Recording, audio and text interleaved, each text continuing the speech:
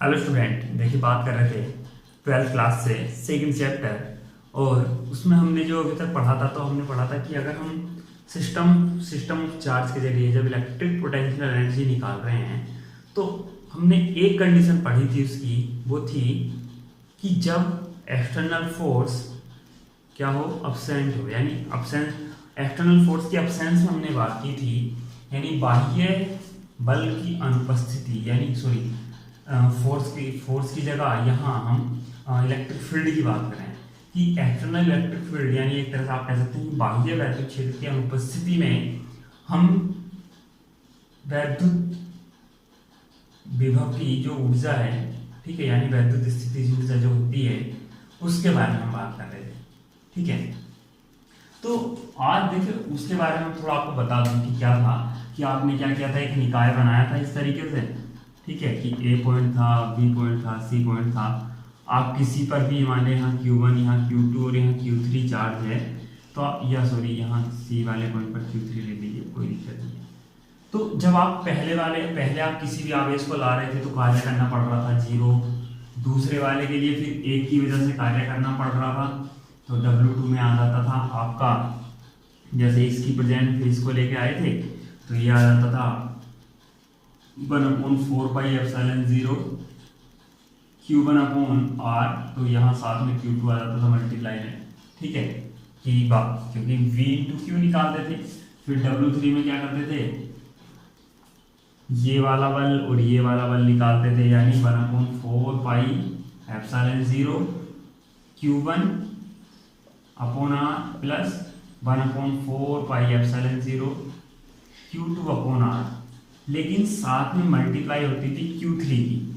ठीक है, और बाद में इन तीनों को जोड़ लेते थे, आपका आंसर आ जाता था।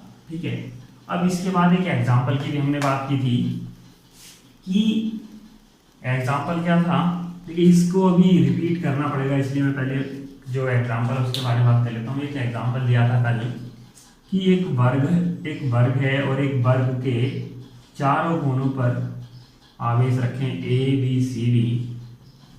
तो यहाँ सेंटर है, और अब देखिए इस पर पॉजिटिव क्यू है, इस पर पॉजिटिव क्यू है, इस पर माइनस क्यू, तो इस पर माइनस क्यू आवेश है। ठीक है, मैंने कहा था जब भी आपको ऐसी कंडीशन में स्थितिज ऊर्जा निकालनी है, तो आप बस एक चीज को ध्यान दीजिए कि कितने ऐसे वेव्स हैं, यानी कितने ऐसी रेखाएं आप खींच सकते हैं जिसके जरिए आवेश को आप कनेक्टेड कर सकते हैं, आवेशों को। तो चार लाइनें तो ये हैं, 1 2 3 4।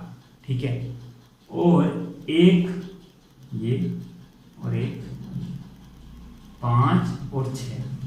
अब इन जो एक वेज है, इन वेज पर आने वाले आवेशों को मल्टीप्लाई करके लिख लीजिए, कि ये वाला देखिए 1/4πε आप पहले लीजिए, और पहले आप पहली रेखा के अनुदिश से लीजिए, तो प्लस क्यू और माइनस क्यू, दूरी इनके बीच की मैंने मान ली चलिए L।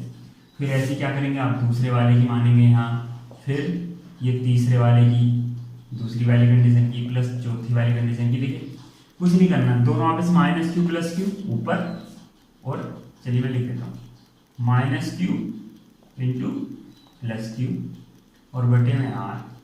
फिर तीसरे वाले रास्ते पे भी ऐसे ही होगा, फिर चौथे वाले रास्ते पे आप निकालेंगे।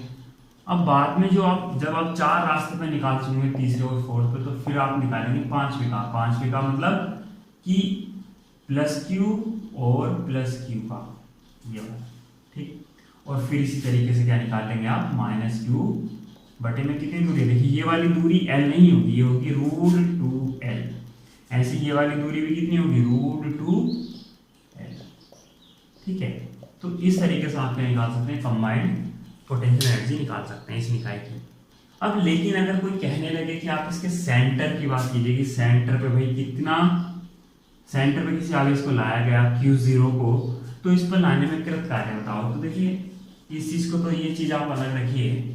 मैंने बोला आप अब जब ये वाला आवेश आप ला रहे हैं यहाँ, तो यहाँ पर किस किस आवेश के जरिए फोर्स लगेगा। देखिए इस तीसरी रेखा का निर्देश क्या इस पर फोर्स लग सकता है, नहीं लग सकता। क्यों, क्योंकि आप इस आवेश को मिलाइए ना, इस वाले आवेश को आप आवेशों से मिलाइए, तो एक, मैं इनको हटा देता हूं अब।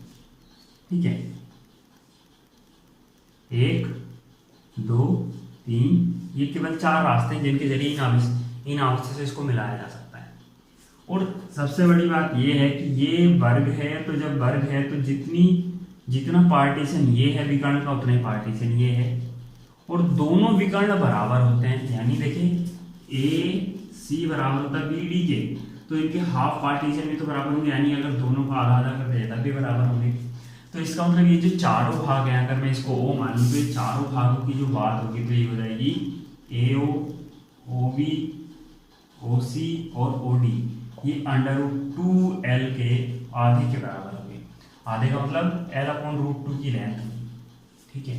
तो जो दूरी होती है ये वाली U के सूत्र में 1/4πε0, ठीक है, Q1 Q2/R। तो इस सूत्र के जरिए आप जब चार चीजें निकालेंगे कि यहाँ से यहाँ के लिए, यानी ए वाले के कारण, फिर बी वाले के कारण, सी वाले के कारण, डी वाले के कारण जब निकालेंगे आप, तो ये चारों कैसी आएंगी, ये दो वैल्यूज आपस में बराबर आएंगी। और जब दो वैल्यूज आपस में बराबर आएंगी तो ये वाली भी क्योंकि निगेटिव होगी, ये वाली निगेटिव होगी, ये पॉजिटिव क्योंकि पॉजिटिव चार्ज होगी, ये पॉजिटिव चार्ज है। तो एक पॉजिटिव वाला एक निगेटिव को कैंसिल करेगा, दूसरा पॉजिटिव वाला दूसरे नेगेटिव को कैंसिल करेगा। तो यानी ये आपस में कैसे जाएंगे, कैंसिल पेयर बन के, और वैल्यू उसी के लास्ट में 0 जब आप इनको ऐड करेंगे। तो इसको थोड़ा सा मैं लिख भी देता हूँ। देखिए ये जो वैल्यू है ए वाले के कारण कितनी आ गई, Q1 Q2, यानी Q1 Q0, फिर आप U A निकाल लीजिए, U B निकालेंगे आप तो याद है कि 1/4πε0 Q2 Q0/R। अब मैं Q1 की बात करूँ तो प्लस क्यू है, देखिए मैं एक की बात करूँ, Q2 की है तो माइनस क्यू। अब आप केवल इन दोनों को देख लीजिए, सेम वैल्यूज हैं, बस किसका अंतर है, माइनस का। दोनों कैंसिल क्या देंगे, 0। ऐसे सी और डी वाले क्रम जब निकालेंगे उनका भी कितना आ जाएगा, 0, टोटल 0। तो ये कहानी है कि आप इस तरह के किसी सिस्टम में जब केंद्र पर कोई चीज लाते हैं, कोई आवेश लाएंगे तो उस पर क्या क्या कार्य करना होगा, सुनिए। तो ये तो कल की उसकी बात थी जो आपने एग्जाम्पल किया, जिसको समझ में नहीं आया था वो आज कर लेंगे। और अब आगे बात करता हूँ, यदि ऐसा हो कि जो हमारे पास जो सिस्टम था बनाने का, जो हमने कल बनाया था वैद्युत क्षेत्र की अनुपस्थिति में, आज उपस्थिति की बात करते हैं कि आप ये मान के चलिए कि ए पॉइंट है, बी पॉइंट है और सी पॉइंट है, ए बी सी। यदि इस वाले पॉइंट पर पहले से V1 V2 और V3 यानी इन पॉइंटों पर इस तरीके से क्या हो, पोटेंशियल उत्पन्न हो पहले से, यानी पहले से यहाँ है उपस्थिति। तो अब देखिए इस वाले आवेश को Q1 को यहाँ तक लाने में कार्य करना पड़ा था। ए वाले पॉइंट पे जो W1 निकाला था, कितना निकाला था, 0, ठीक है। लेकिन अब 0 नहीं होगा, क्यों नहीं होगा, क्योंकि साथ में अब जो पोटेंशियल के लिए कार्य किया गया वो Q1 V1 भी होगा, क्योंकि V1 पहले से उपस्थित है। तो जो हम बात कर रहे थे कितना, Q1 VA into plus Q1 V1, ये अब कार्य होगा। तो यहाँ से जब W1 बराबर कितना आ जाएगा, ये 0 प्लस Q1 V1, ठीक है। तो answer finally Q1 V1। W2 आप निकालिए, तो W2 मैंने जब हम W2 निकाल रहे थे तो कितना आएगा, 1/4πε0 इंटू Q1 Q2/R आया था जब हम A की प्रेजेंस में किसको लाए थे, B को लेकर आए थे। अब लेकिन कहानी क्या है कि यहाँ इस पॉइंट पे पहले से B2 भी उपस्थित है, तो वो वाला जो पार्टीशन आएगा वो यहाँ ऐड हो जाएगा, ठीक है। थर्ड वाले में W3 में जो निकाला था हमने आया था 1/4πε0 Q1 Q3/R plus Q2 R1 R2 मान लीजिए, तो ये हो जाएगा, आप R1 इसको मान लीजिए R2, ठीक है। ये वाली दूरी आप R1, ये वाली दूरी R2 और ये वाली दूरी मान लीजिए R3, ठीक है। तो आ जाएगा फिर Q2 और Q3 R3, ठीक है। तो ये तो आपकी आई जब आपने C वाले पर जो यहाँ Q3 चार्ज होगा, तो आप Q3 चार्ज को C पर लाए, किस किसकी उपस्थिति में, A वाले की और B वाले की उपस्थिति में, ठीक है। यानी जो Q1 और Q2 चार्ज हैं उसकी उपस्थिति में आप Q3 को लाएं तो ये कार्य करना पड़ा। लेकिन आप एक चीज और सोचिए, जब यहाँ पहले से V3 पोटेंशियल उत्पन्न है तो और कार्य करना पड़ेगा जिसकी वैल्यू कितनी होगी, Q3 V3। ठीक है, अब जब आप इन सबको जोड़ेंगे तो आपने देखी क्या चीज देखी थी पिछली बार कि केवल इन चीजों का अंतर था कि भाई ये चीज नहीं थी, लेकिन इनकी वैल्यू तो सेम आएगी। तो इनकी वैल्यू अगर मैं बात करूं तो टोटल, केवल मैं इन चीजों का पिछली बार का आंसर लिख देता हूं तो ये आएगा W बराबर आया था 1/4 pi epsilon 0 Q1 Q2 upon R1 plus Q2 Q3 upon R3 plus Q1 Q3 upon R2। ठीक है, तो ये तो पिछली बार आ चुका था। अब एक चीज देखिए यहाँ की, जो हमारे पास ये वाली वैल्यूज रह गई, ये भी तो रह गई, तो यानी Q1 V1 Q2 V2 plus Q3 V3, ये आपकी एक्स्ट्रा बढ़ जाती है। कब? जब आप किसी वैद्युत क्षेत्र की उपस्थिति में लेकर आते हैं किसी निकाय को। तो दोनों चीजों में अंतर मैं आपको बताता हूँ क्या है कि हमारे पास ये वाला जो वर्ग है, ये वाला वर्ग हमेशा उतना ही होता है जितना आप बाह्य वैद्युत क्षेत्र की उपस्थिति में करें या अनुपस्थिति में करें। लेकिन उपस्थिति के कारण जब बाह्य वैद्युत क्षेत्र जब वैद्युत क्षेत्र उपस्थित होता है तो उस टाइम उस बिंदु पर, प्रत्येक बिंदु पर, क्योंकि एक पोटेंशियल उत्पन्न होता है यानी पहले से होता है, तो उस पॉइंट पर जो आवेश लाया गया और जो पोटेंशियल है, उस बिंदु पर जो आवेश लाया गया, जो पोटेंशियल है, उस बिंदु पर जो आवेश लाया गया और जो पोटेंशियल था, ये वाला वर्क डन बढ़ जाता है फाइनली। कब? जब हम वैद्युत क्षेत्र की उपस्थिति की बात करते हैं।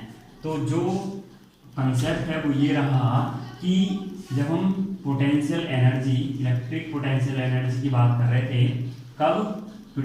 आप किसकी प्रेजेंट में बात कर रहे हैं, यानी आप कह सकते हैं कि हम इलेक्ट्रिक फील्ड की, यानी जब इलेक्ट्रिक फील्ड उत्पन्न हो, यहाँ पहले से इलेक्ट्रिक फील्ड हो, तो हम उस टाइम की बात कर रहे हैं।